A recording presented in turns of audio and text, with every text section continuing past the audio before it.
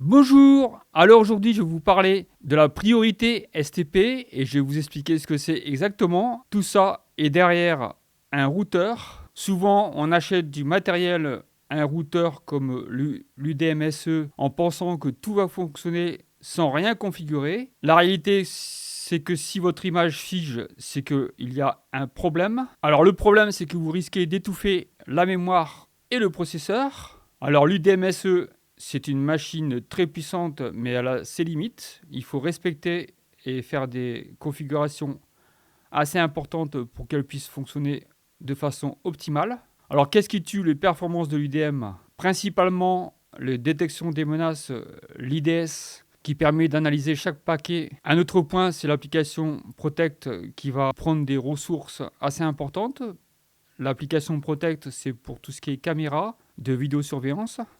En faisant de l'enregistrement en continu par vos caméras de vidéosurveillance, vous allez forcément prendre de la mémoire sur l'UDMSE. L'UDMSE a une capacité de 4 Go de mémoire, donc c'est pas beaucoup, donc il faut vraiment que ce soit optimal. Alors la solution, c'est de garder que l'essentiel en termes d'applications, puisque l'UDMSE, on peut installer plusieurs applications.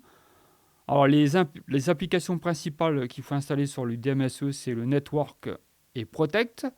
Network, c'est tout ce qui est configuration réseau, et Protect, tout ce qui est configuration de caméra. Alors, on va parler maintenant du protocole STP. Le protocole STP, je vous montre ici une illustration qui fait une métaphore de ce que c'est la priorité STP. Alors, à partir du moment où vous avez plusieurs switches, dans mon cas, j'en ai deux, et que vous ne configurez pas la priorité STP, ce qui se passe, c'est que les deux switches se battent pour savoir qui est le chef du réseau, qui fait que tout ça crée une boucle réseau. Et c'est des paquets qui sont envoyés inutilement, puisque ce sera deux fois les mêmes paquets du switch 1 et du switch 2, puisque les deux ont les mêmes priorités.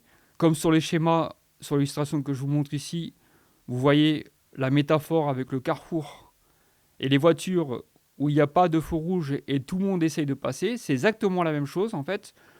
Les deux switches vont se battre pour communiquer. Alors le problème, pendant qu'ils négocient et qu'ils tentent d'envoyer les paquets, tout cela génère de la ressource processeur et de la ressource mémoire. Alors la solution, il faut imposer une hiérarchie stricte de manière à ce que un est le maître et l'autre l'esclave. C'est-à-dire qu'il y a un switch qui va mener la direction et qui va ordonner et envoyer les paquets. Conclusion, en appliquant ce principe, vous allez soulager l'UDM, vous allez avoir un réseau qui sera stable et performant.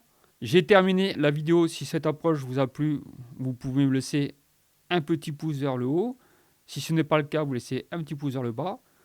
N'hésitez pas à me laisser des commentaires et à me poser des questions. Et je vous dis à très bientôt pour une autre vidéo. Ciao, ciao!